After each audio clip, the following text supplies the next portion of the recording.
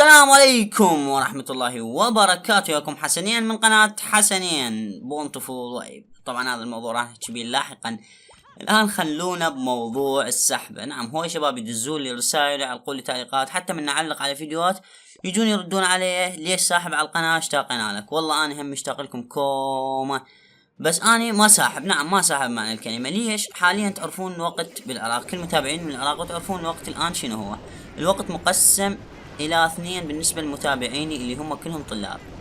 نص من عندهم حاليا يعني اختبارات ويجهزون لامتحانات آخر السنة.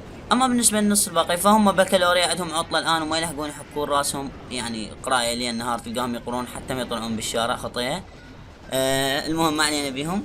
فهذا السبب ما ساحب يعني انا على القناه. احتمال هذا الفيديو اصلا ما حد راح يشاهده لان العالم كلها عندها دراسه حاليا، واللي ما عنده دراسه فعنده اعمال اخرى. بهذا الوقت جدا ضغط كبير.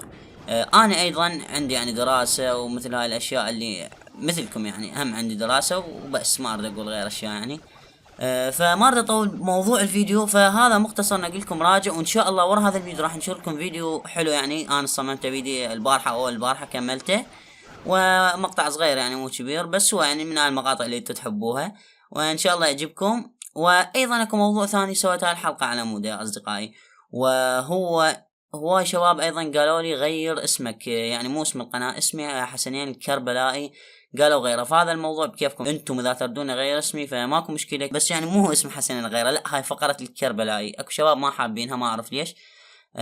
طبعا لما اقول كربلائي مو معناته ان انا ما افتخر ببلدي او بجنسيتي، لا بالعكس، انا قبل لا اكون عراقي او كربلائي انا عربي. فخلوني بعينكم دائما عربي وما لكم علاقه. انا افتخر بمحافظتي لان هاي محافظتي اللي ربيت بيها وانولدت بيها.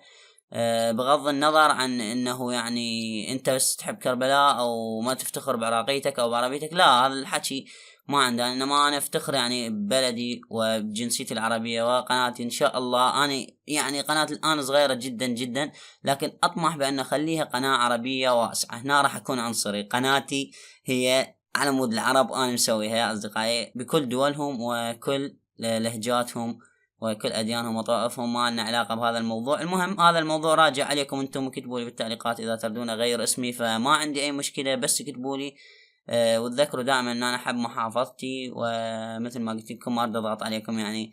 هذا الموضوع راجع لكم، وإن شاء الله مثل ما قلت لكم راح أنشر فيديو وراح أرجع لكم رجعة، لا مو أقول قوية، نفس قبل يعني نرجع، لكن مو الآن، بعد الامتحانات. وممكن أنشر كم فيديو أثناء فترة الامتحانات أو قبلها. وهنا وصلت لنهاية الفيديو.